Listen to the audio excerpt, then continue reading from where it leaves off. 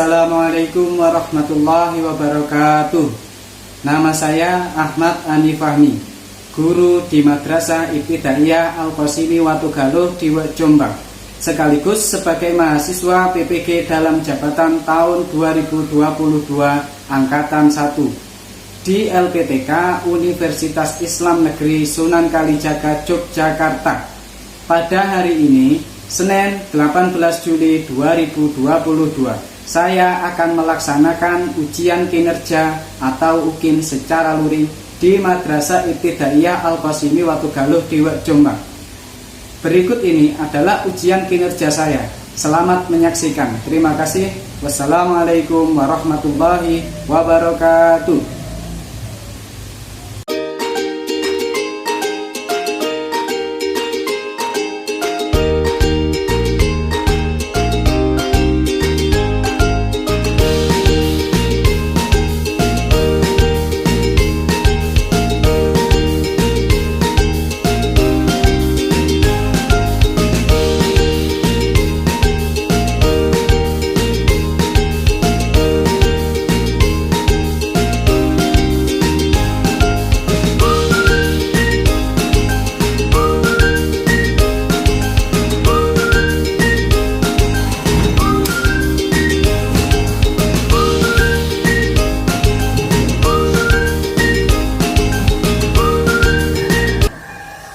Assalamualaikum warahmatullahi wabarakatuh. Waalaikumsalam warahmatullahi wabarakatuh. Apa kabar anak-anak? Alhamdulillah, luar biasa. Allahu Akbar. Yes. Oke, sebelum memulai pembelajaran, kita berdoa terlebih dahulu. Ayo baca doa bersama-sama. Bismillahirrahmanirrahim. Raditu billahi rabba wa bil islami dina wa bi Muhammadin nabiyyan wa rasulah. Rabbi zidni ilman nafi'an warzuqni fahman bi rahmatika ya arhamar rahimin. Amin ya rabbal alamin. Oke, Bapak absen dulu ya.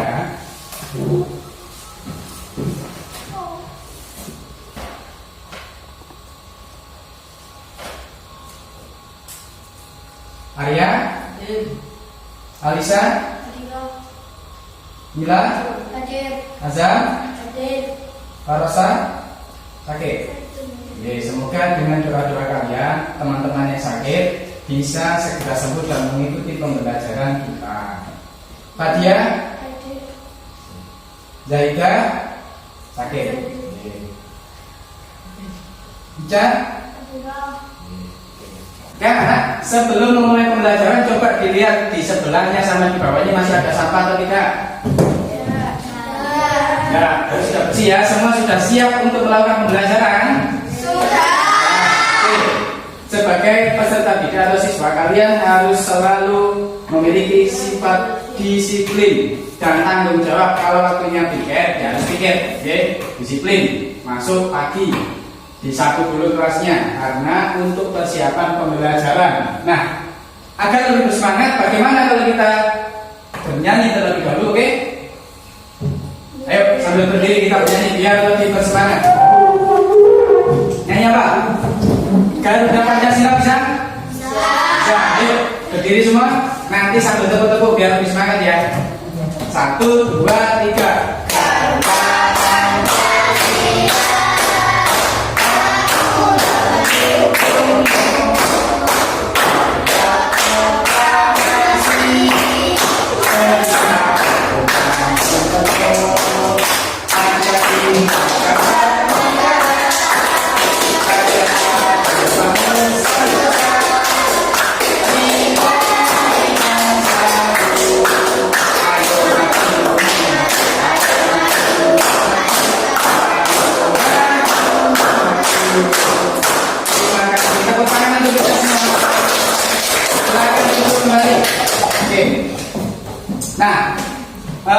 pembelajaran kali ini adalah pembelajaran tentang umroh. Nah, coba kalau kalian lihat gambar ini, yang kalian ketahui tentang umroh itu apa? Gambarnya apa ini? Kabar. Terus ada apa lagi biasanya? Orangnya itu namanya apa? Jamaah Haji. jamaah haji atau jamaah umroh. Terus yang dilakukan apa saja biasanya ketika di Makkah itu? Melempar batu ada, ya betul. Itu namanya lempar jumroh. Terus apa lagi? Yang mengelilingi Ka'bah itu tawaf. Terus sa'i. Terus yang ukur itu biasanya apa namanya? Tahlul. Iya.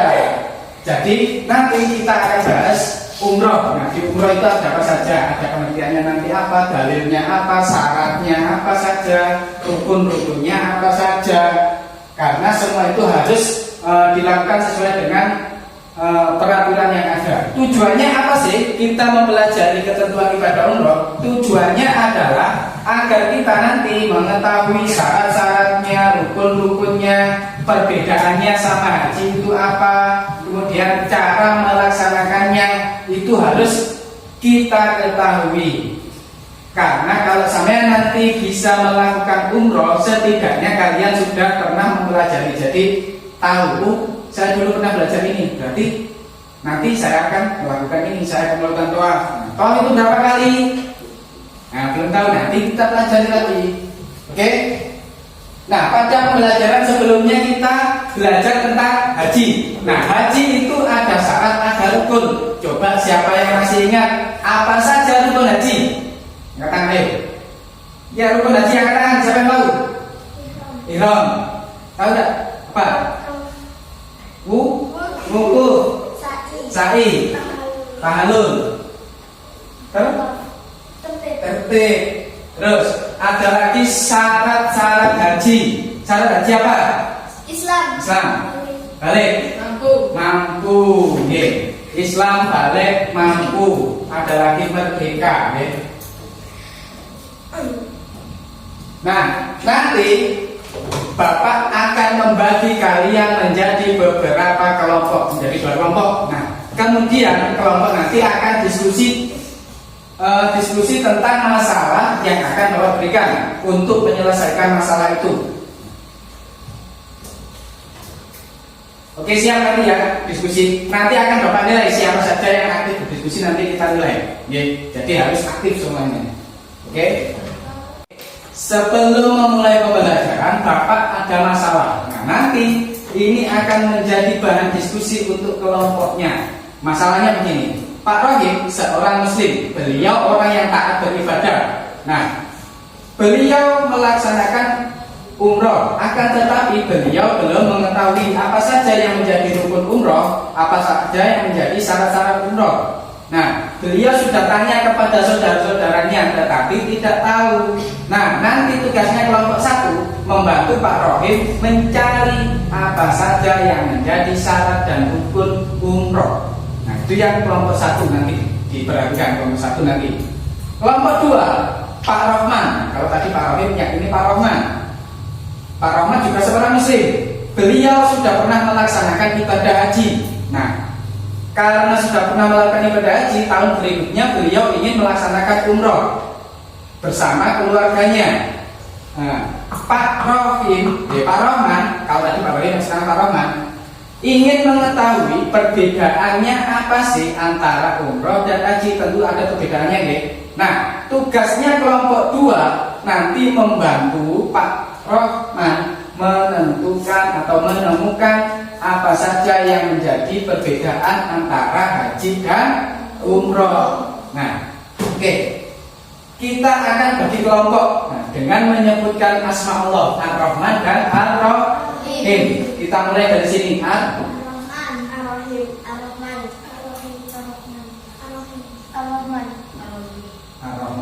Nah, nanti yang menyebutkan Ar-Rahman berkumpul jadi 1, yang menyebutkan Ar-Rahim berkumpul menjadi 1. Ar-Rahman kelompok 1, Ar-Rahim kelompok 2. Ar-Rahman kelompok 1, Ar-Rahim kelompok 2. Diulangi. Nah, Yang Ar-Rahman tadi menyelesaikan masalahnya siapa? Pak Rohim. Balik. Kalau Pak yang kedua Pak Ar-Rahim menyelesaikan masalahnya Pak Rohman mencari perbedaan haji. Kalau Pak Rohim tadi syarat dan rukun umroh. Nah, oke. Bapak akan menjelaskan materi yang kita akan pelajari. Nah, ini ketentuan ibadah umroh. Ini gambarnya apa ya? Ka'bah. Kenapa pada gambar Ka'bah? Karena melakukan umroh dan haji itu di mana? Di Makkah atau di Ka'bah. Yang di Ka'bah biasanya dilakukan apa? Tawaf. Terus berikutnya, pengertiannya umroh apa sih? Secara bahasa berarti mengunjungi apa? Baitullah atau Ka'bah untuk beribadah dengan tata cara tertentu. Karena ada tata caranya sendiri, tidak boleh sembarangan.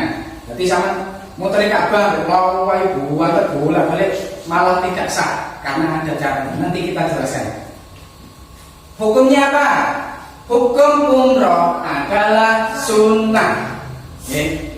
Dasar hukumnya ada di mana? Dasar hukumnya terdapat pada surat Al-Baqarah ayat 196. Nanti bisa dibaca di materinya. Waktunya kapan pelaksanaannya?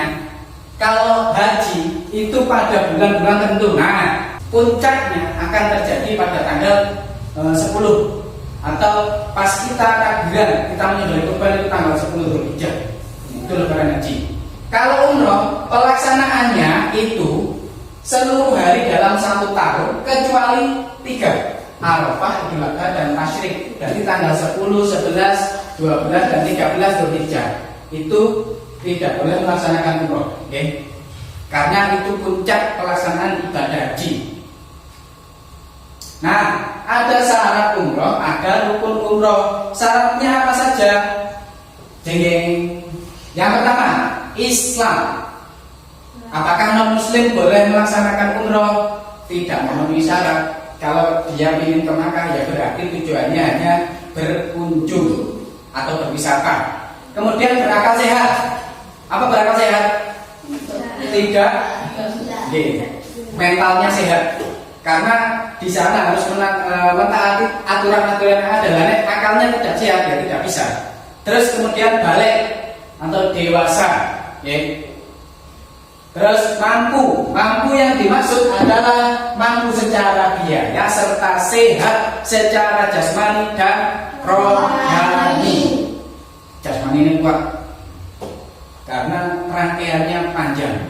Terus rukun ibadah umroh itu ada 5. Yang pertama ihram, yang kedua tawaf, yang ketiga sa'i, yang keempat tahallul, yang kelima tertib. Hampir sama dengan ibadah haji. Bedanya kalau haji itu ada yang namanya wukuf. Wukuf itu berhenti di Arafah. Yang tadi, wukuf berhenti di Arafah. Yang tadi hari yang tidak boleh untuk umroh itu tanggal 10 wukuf di Arafah. Itu puncaknya ibadah haji. Nah, umroh itu tidak melaksanakan wukuf. Kemudian coba salah satu, ihram itu apa? Saya pernah lihat ibadah haji memakai kain putih itu. Nah, itu namanya dia sudah memakai kain ihram. Ihram itu apa sih? Ihram adalah berniat melaksanakan umroh atau haji dengan memakai kain putih. Boleh enggak kainnya berwarna-warni? Boleh. Tetapi sunnahnya putih, ya suci. Terus yang kedua, apa yang kedua itu? Tawaf. Nah, tawaf itu apa sih? Nah, apa ini? Ka'bahnya tapi Ka'bah tiruan, jadi replika atau untuk simulasi boleh. Ini apa? Lihat tak? Hajar Aswad. Nah, cara melakukan tawaf itu seperti ini. Dimulai dari Hajar Aswad, berputar sambil membaca talbiyah. Talbiyah masih atau sudah ada yang tahu? Labbaik Allahumma labbaik, labbaik la syarika lak labbaik. Nah, itu dibaca sambil tawaf. Tawafnya berapa kali? 7 kali. Jadi hitungannya perhatikan, dimulai dari Hajar Aswad. Hajar Aswad misalkan di sini, maka berarti nanti di sini. 1, 2, 2, 3, 4, 5, 6, 7. Selesai. Jadi berapa kali? 7 kali. Paham ya cara mengerjakannya? Posisi Ka'bah ada di sebelah kiri. Ini misalnya jamaah haji, ini Ka'bahnya. Ini berarti kan Ka'bah berada di sebelah kiri. Sebelah kiri badan. Misalkan ini Ka'bah, jamaah hajinya di sini. Berarti ini kan di sebelah kiri. Bukan di sebelah kanan. Kalau di sebelah kanan walik tidak sah. Terus yang berikutnya apa? Setelah tawaf. Sa'i kontasi. Sa'i adalah berlari-lari kecil dari Bukit Sofa dan Marwah. Bagaimana caranya? Jeng-jeng. Bioskop ini. Ini apa? Bukit Sofa. Yang ini Marwah. Caranya gimana? Lihat. Ada angkanya. Kelihatan ya belakang. Pertama dari Bukit Sofa ke Marwah dihitung 1. Kemudian kembali dari Marwah ke Sofa dihitung 2. Begitu seterusnya bolak-balik sampai dengan 7 kali. Jadi sa'i adalah berlari-lari kecil dari Bukit Sofa dan Marwah sebanyak 7 kali. Dimulainya dari mana? Berakhirnya di mana? Paham ya? Terus yang berikutnya adalah tahalul. Tahalul itu apa? Tahalul itu memotong rambut sebagai tanda bahwa sudah dihalalkan apa saja yang dilarang ketika berihram. Kalau laki-laki biasanya disunahkan dipotong pendek. Kalau perempuan cukup 3 helai nggak apa-apa untuk sebagai apa? Hanya seremonial atau pertanda. Nah, terus sunnahnya apa saja sih? Ada sunnah-sunnahnya. Yang pertama mandi, kemudian membaca talbiyah tadi, labbaik Allah itu. Terus berdoa setelah membaca talbiyah, membaca zikir ketika tawaf, sholat 2 rakaat sesudah tawaf, terus masuk ke Ka'bah kalau bisa. Karena tidak semua orang bisa masuk ke Ka'bah. Perbedaan haji dan umroh. Kelihatan ya? Kalau haji itu niatnya haji, kalau umroh ya niatnya umroh. Kemudian berbedanya lagi di waktu pelaksanaannya. Kalau umroh boleh kapan saja, kalau haji waktunya tertentu. Terus rukunnya kalau haji itu ada wukuf, kalau umroh tidak memakai wukuf. Kemudian yang terakhir tertib itu sama. Larangan ketika umroh, apa sih larangan itu? Larangan adalah hal-hal yang tidak boleh dilaksanakan ketika melaksanakan umroh. Nah, nanti ada di materinya. Oke, Bapak akan membagikan materi yang bisa dibaca untuk anak-anak.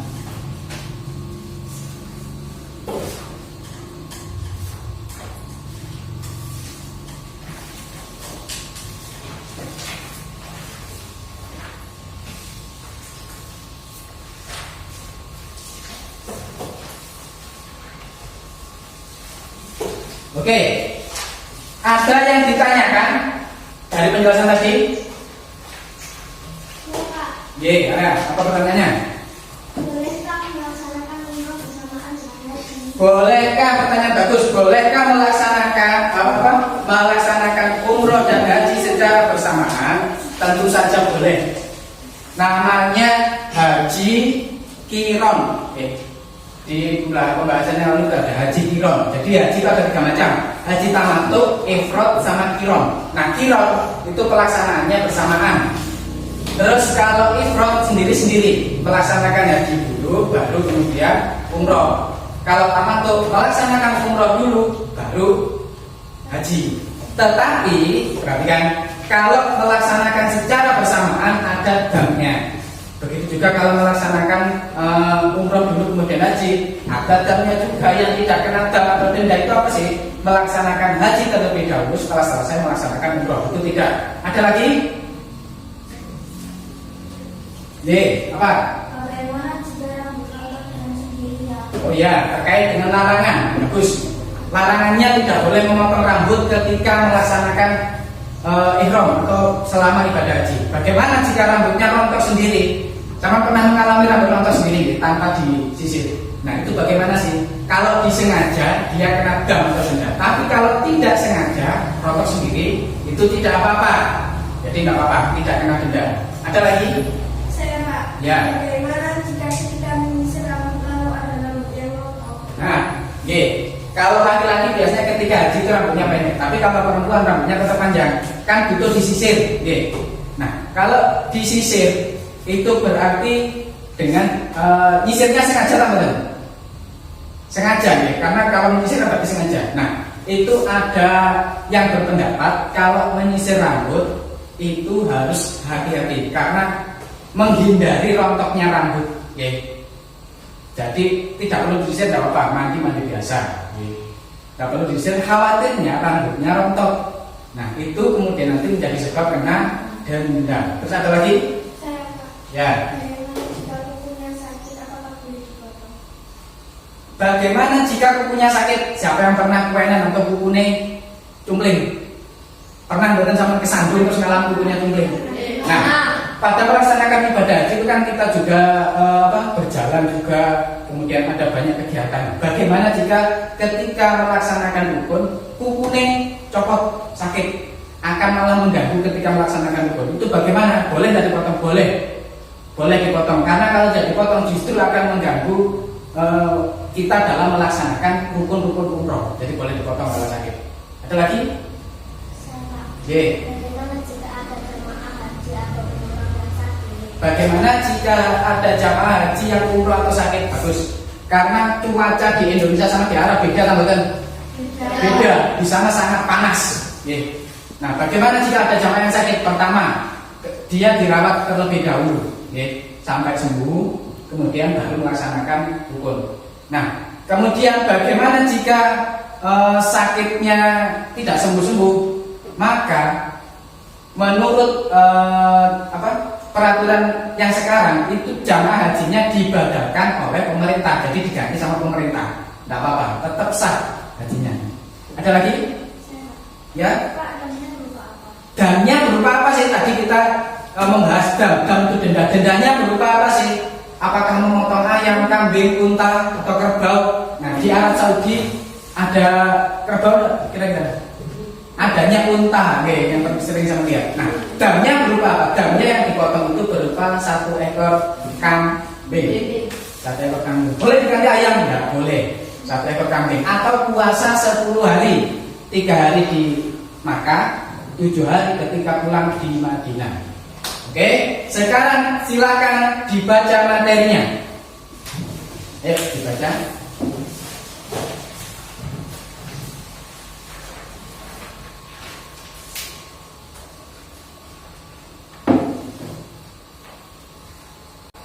Oke, nah setelah kalian membaca materi, sekarang waktunya diskusi. Ayo, yang kelompok Ar-Rahman tadi berkumpul, yang Ar-Rahim berkumpul di sini. Satu kelompok 2, Bapak akan membagikan bahan diskusinya. Ya.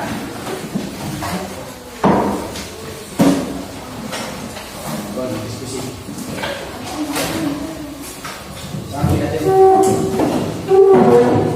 Diskusi. Nanti Bapak nilai siapa yang diganti, siapa yang aktif ya.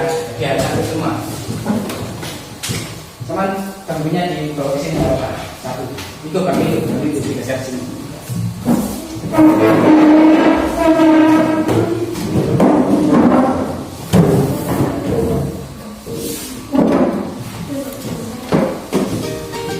Nah, itu bahan diskusinya sudah Bapak bagikan, silakan didiskusikan.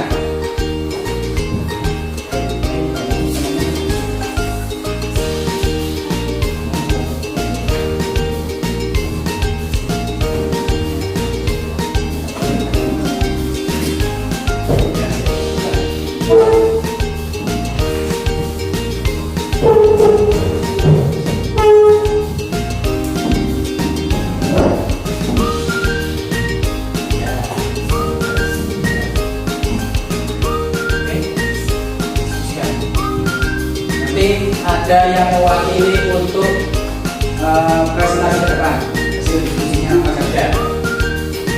Ditulis nama kelompoknya, kemudian anggotanya siapa. Di sini. Ditulis nama kelompoknya, siapa saja.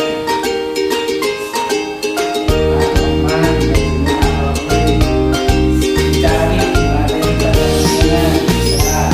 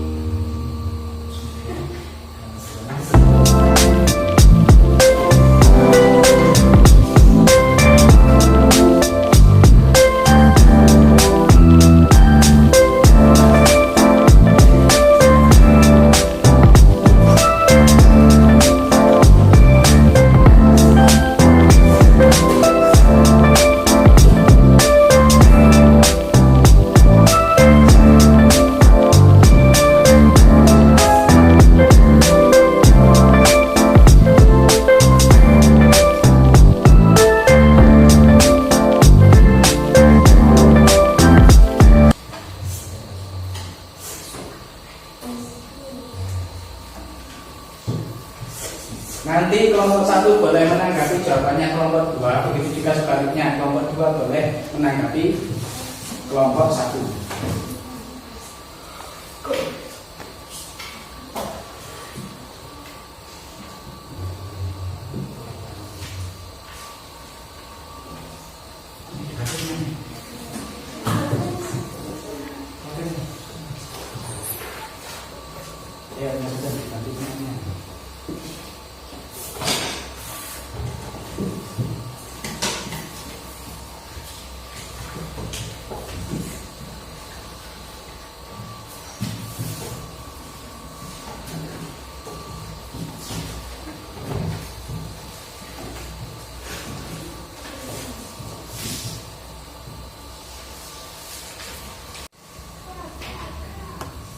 Oke, waktunya sudah selesai. Sekarang kalian sajikan hasil diskusinya ke depan. Kelompok 1 diwakili 2 orang boleh, kelompok 2 juga 2 orang. Siapa yang maju dulu? Kelompok 1 dulu ya.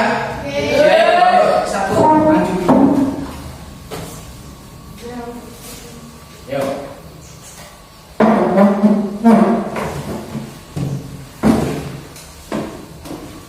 Ya, ini perwakilan kelompok 1. Kelompok 2 disimak ya, apakah nanti jawabannya sudah betul apa belum?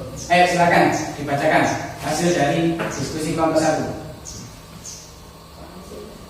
Hasil diskusi kelompok 1 adalah Diskusi kelompok 1 adalah syarat 1 Islam, 2 balik, 3 mampu, 4 berakal, rukun, ihram, tawaf, sa'i, tahallul, takbir. Oke, berarti syaratnya ada berapa tadi? Syaratnya itu ada berapa?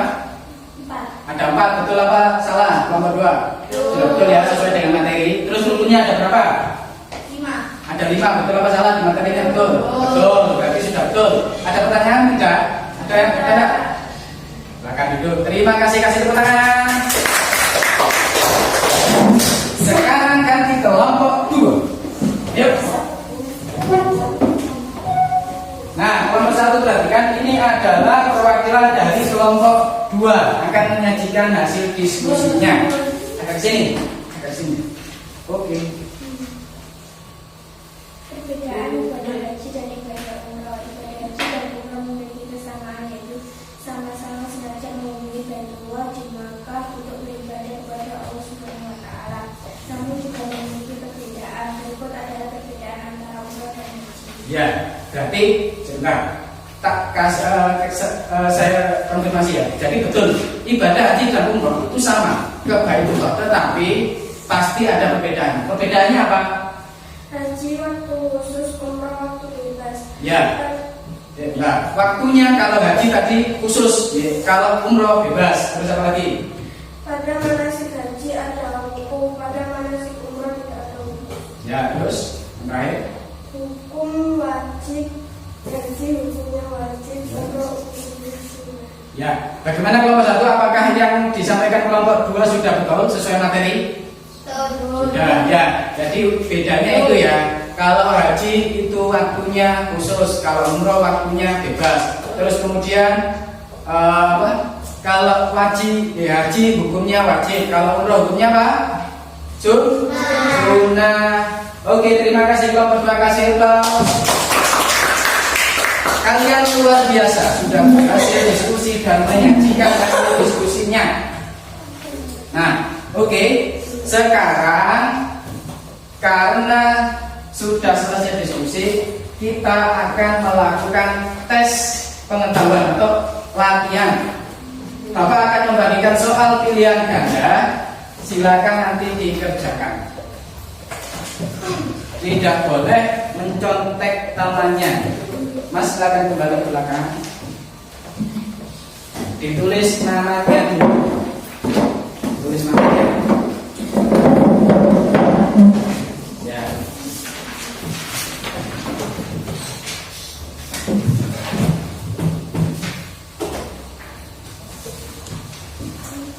Oke, ditulis namanya dulu, terus kemudian kerjakan. Waktunya 5 menit. Waktunya 15 menit ya. Oke.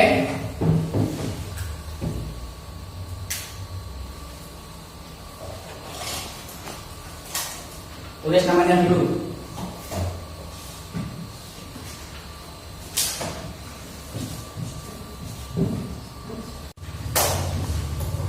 Ya, oke, waktunya sudah habis, silakan dikumpulkan.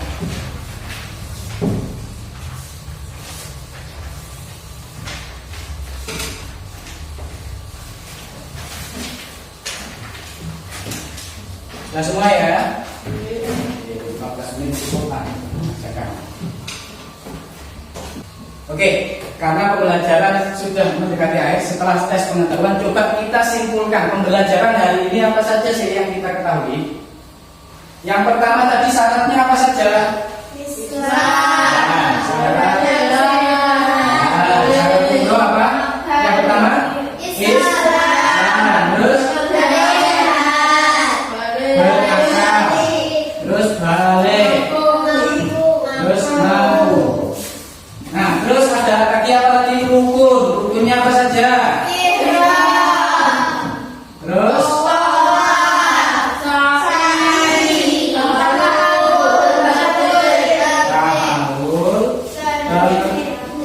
tertib itu berarti apa?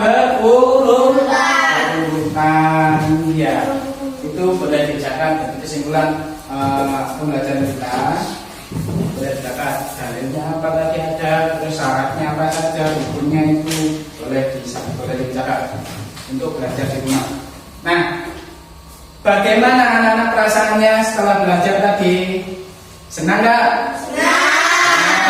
Tambah semangat ya? Ya, harus tambah semangat. Karena tadi saya lihat diskusinya sudah aktif, berani menyajikan hasil diskusi itu, kalian sudah luar biasa. Lanjutkan ya, harus dilanjutkan, belajar lebih giat lagi, oke? Nah, pada pembelajaran berikutnya kita akan belajar tata cara manasik umroh. Jadi cara-cara melakukan rukunnya itu bagaimana, seperti yang Bapak contohkan tadi. Nanti kita coba simulasikan, oke? Jadi lebih semangat lagi nanti. Kalau bisa kita belajar di luar ruangan kelas, oke? Biar lebih semangat nanti. Nah, karena pembelajaran sudah selesai, sekarang kita berdoa bersama dengan membaca Alhamdulillah. Ayo, Alhamdulillahirrahmanirrahim. Cukup sekian, terima kasih, semoga bermanfaat. Assalamualaikum warahmatullahi wabarakatuh.